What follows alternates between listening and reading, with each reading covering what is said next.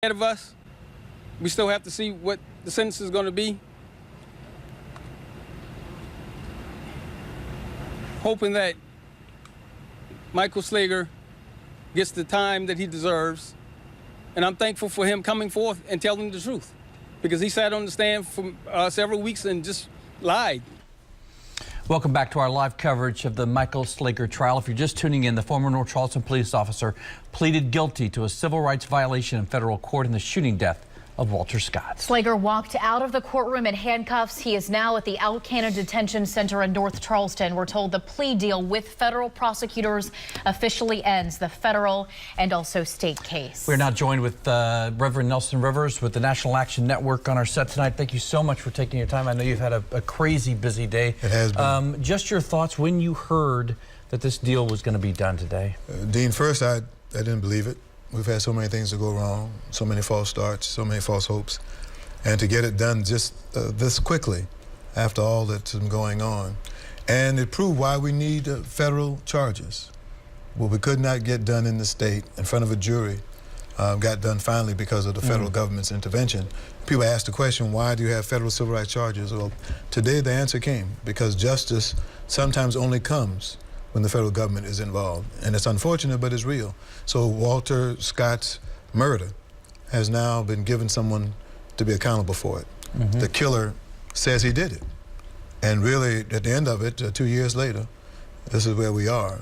But we went through a lot. His mother, Judy Scott, was with us at the National Action Network at our convention last week for 3 days. And she was on the panel with Trayvon Martin's mother, Eric Garner's mother, Crutcher's sister, the one who was killed in Tulsa. And she talked about the pain and the anguish and the feeling, and what her son just said, Rodney just said, resonates with me, because they all knew that the truth had yet come out. And to go through that for 2 years when we could have had it done by then. But justice delayed is often justice denied, but in this case, it's justice. It got served. Michael Slager is going to jail, is in jail for the murder of Walter Scott Jr. Reverend, you have been close with the family since the very beginning back in 2015. Any insight tonight as to what led to this plea deal and how we got to today? Well, I can tell you the family has a lot of integrity, because we were together last week for 3 days, and they had been talked to about this deal over a month ago, but they never mentioned it to us, and we're about as close to the family as you can get. Today I talked to Ms. Scott this morning and prayed with her, talked to Anthony and prayed with him. And she just indicated that it was, in her mind, God's will and God's hand, that they never gave up, even when it looks like the new trial may be a problem. She never gave up. And just think we had a change in administration. Lynch, Attorney General Lynch, got into this place where the case was preserved and ready to go. Then Sessions comes in as AG, gives some chilling remarks about it. Reverend Sharpton met with Sessions, and he ensured that justice would be done, that he would not interfere with the trial. And now today. So a lot of people doing a lot of work over a long period of time, but nothing should sell short what the family has been able to do. Judy Scott, Mr. Scott Sr., Anthony and Rodney, the whole family, they've been just tremendous. And I'm relieved for them that finally this is over. That Walter Scott, he cannot be brought back. Anthony and Rodney both said it well. Yeah. How long should he get? But Walter will be gone forever. So whatever time Slager gets, it will not be as much time as he gave Walter. You have seen a lot of history in your time, and sadly our time is up here today. I would love to sit down further with you and talk so much about what you've seen. And because my question to you is there hope restored? Well, no, I don't think it's restored, it's built, because there was so much hopelessness for good reason. But think about it, the only white police officer who's convicted, has pleaded guilty to taking the life of an unarmed black man, of all the stuff we've heard, all the Ferguson, everything you've been talking about, Charleston, North Charleston, South Carolina. Same way with the Emanuel 9, that heinous racist murder, both convicted, both white males, in the place really that started the Civil War in the defense of slavery. So it's profound for me. It's really powerful that Charleston once again finds itself in this position. It's right, I think, because this is where the defense of racism started. It's the great place for the defense of racism to end. Good to see you. Thank you very much. Thank you for your time. Thank you very much. We appreciate it. We're going to shift our attention now to Alex Heaton. She was in the courtroom today when this hearing happened. She is live downtown with more for us. Alex? Dean, Ashley, it was a very short hearing today. It started at about 2:35 and wrapped up just before 3 o'clock, about 2:55. Basically, the plea agreement that we've had and we've been showing throughout our newscast today, the U.S. attorneys read that plea agreement, and then Judge Norton asked Michael Slager a series of questions so he could make sure that Michael Slager knew exactly what it meant to change his plea from not guilty for this excessive force charge against him to guilty. Michael Slager said, "I understand. I'm changing my plea to guilty for use of excessive force." Now, in doing so, that means that Michael Slager admits to willfully or intentionally shooting Walter Scott in the back 5 times using excessive force under the color of law. Now, I want to take you back a couple of weeks throughout these pretrial motions, because a lot of people have been questioning today what, if any, effects that had on today's plea agreement. The last time we saw Michael Slager was last week. He took the stand at a pretrial hearing and was questioned by U.S. attorneys. And over and over and over again, he said he could not recall the events 2 years ago on April 4th, 2015. He couldn't recall what he had said to SLED officers after the shooting. Simply, he couldn't remember anything from that day. And now here we were today, Michael Slager before Judge Norton, and said that he knew exactly what he was pleading to, that he did in fact shoot Walter Scott 5 times in the back, and that he accepted responsibility. We heard from Judy Scott, Walter's mother, afterwards that acceptance of responsibility was enough for her and that she forgives Michael Slager.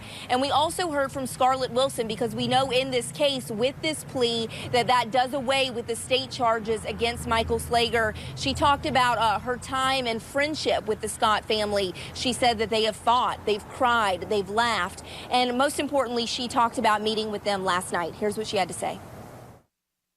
I was in the Scott living room last night, as I've been many times, and Mama Judy and I and Papa Scott had a great visit, and we chatted, and the tears started.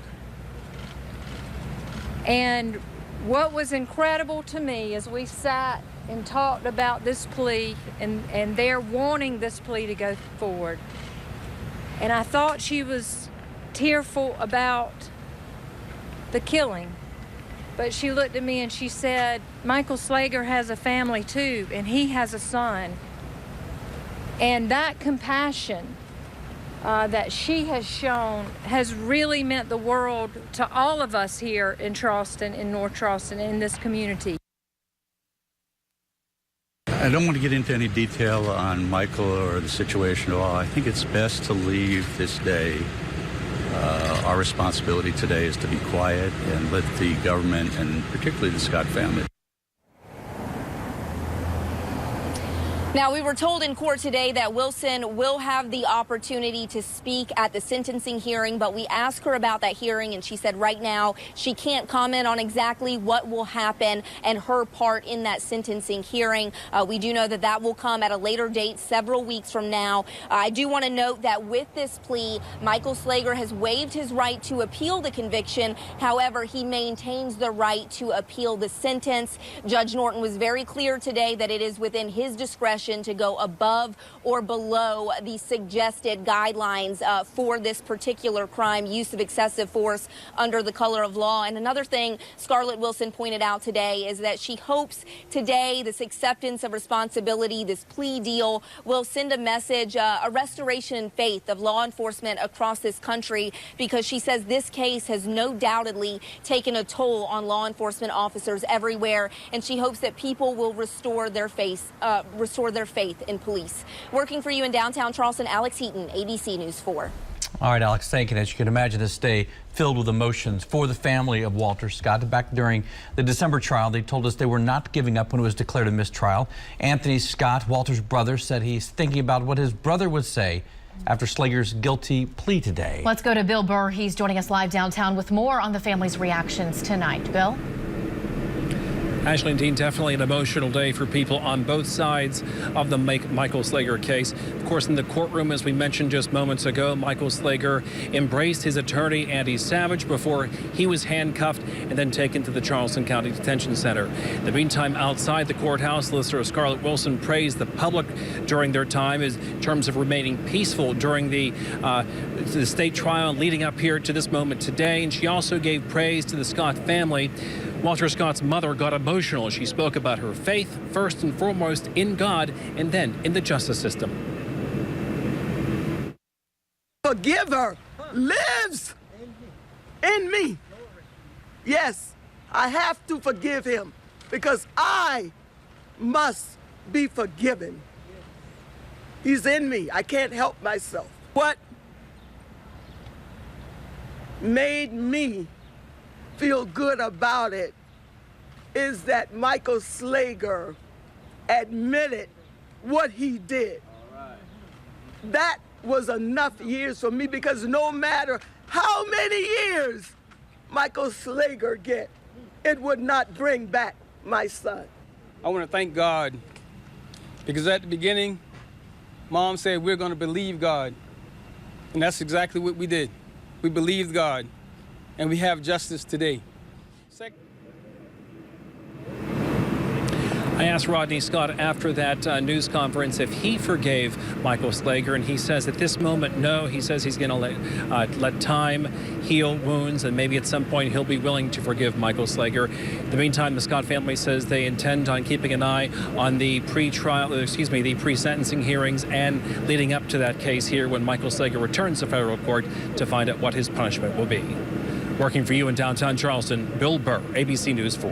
All right, Bill, thank you. We're going to take a break this afternoon, or this evening rather, and as we do that, we take a live look now at the Alcana Detention Center in North Charleston, where Michael Slager was booked in around 4:50 this afternoon. We'll be right back.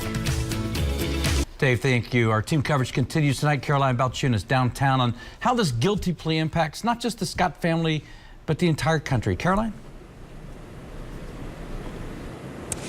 Dean, from start to finish, it took a lot of people and an entire team really to get this case to where it is today. And local activists played a major role in that endeavor, and that includes the National Action Network and the NAACP. From the very beginning, NAN's Elder James Johnson has been calling for justice, and Walter Scott's brother, Anthony Scott, specifically thanked him today for his help throughout the entire process. And the last 2 years, there's been countless rallies and peaceful gatherings to keep the Walter Scott case fresh in people's minds. Elder Johnson says today serves as a reminder why their organization does what they do. Here's what he said. I am proud of Scarlett Wilson and her team and the federal team that worked so hard to get this day. South Carolina itself should pass a precedent across this world that police officer who killed an unarmed person needs to go to jail. NAM members say they will continue to push for accountability in law enforcement. They say they hope Michael Slager's sentence will fit the crime, and above all, they really hope this case will help change and shape attitudes now and into the future. Reporting live in downtown Charleston, I'm Caroline Balchunas. All right, Caroline, thank you for that. We are joined now live on our set by attorney Charlie Condon. Charlie, thank you for taking time out of your schedule to be here. My pleasure. Give us some insight. Tell us your takeaways from today. This result really makes sense for everybody. The defendants, he's well away from, he's no longer a murder case. And so they've come a long way.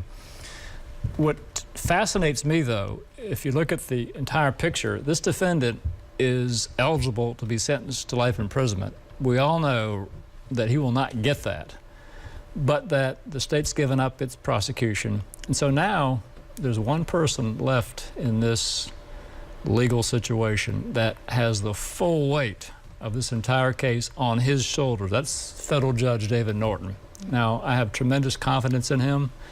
But if you step back from this, under the federal system, there'll be a recommendation by the probation department after conducting a pre-sentence report. They use what's called the federal guidelines. There are also sentencing factors they have to consider 7. There'll be a sentencing hearing, really a mini trial. Now, whether you call this murder, manslaughter, it's still going to be a really serious matter for Judge Norton to consider. And he has the sole discretion. He can be appealed, but he'll have a good record to go up or down. Now, where he ends up with this relative to the possibilities, we'll have to wait and see. The government, I suspect, will ask for a huge increase over the probation recommendation. The defense is going to ask for much less. And the attention, really, of the entire world, in some sense, will be on him, on his decision-making, how he comes up with the decision. And that will be something to see. But having said all that, I have such confidence in him. I think if you can think of one federal judge in South Carolina to make this decision, he certainly would be top of the list in my view. What I learned last night is that he can also take in the totality of all the charges and not just the one that was brought that he pled guilty Yes, they today. call it relevant factors. Yes, I mean and also it's more likely than not how you have to have the standard of proof of this. So he can look at the entire case and consider defendant Slager's conduct, and of course now he's accepted responsibilities. He'll get credit for that, but he can look at everything. He'll consider the impact upon the family, of course, and he'll look at the conduct and what we have all seen on videotape. Those that are thinking that defendant Slager will have this life imprisonment type sentence as a possibility, I think they're not going to see that. But those that are thinking that he's going to walk away with just a slap on the wrist, that's not going to happen either. So where it ends up, 85% of the sentence he'll have to serve. One advantage he's going to have over the state system, and this is no denigration to the state system because I'm a proud product, so to speak, of having prosecuted for really decades in the state system, but I wouldn't want to be responsible for keeping him safe in a South Carolina prison. I think he'll be safe in the federal system, relatively speaking. Right now, he, of course, is at the Charleston County Jail. He will be there until that sentencing hearing takes place, and there's a chance he could be moved to a federal prison outside of the state of South Carolina as well. I think upon sentencing, my suspicions would be, it's up to the Bureau of Prison, it's in their sole discretion, but they want him to be safe as well. So I think he would be safer outside of South Carolina. I would think that's where he'll end up, but again, that'll be up to them. I appreciate you taking your time and joining us. Always good to be with Thank y'all. you. Yep. Appreciate it. Had that conversation all day long. Charlie Connon, thanks for your time. We'll be right back after the break.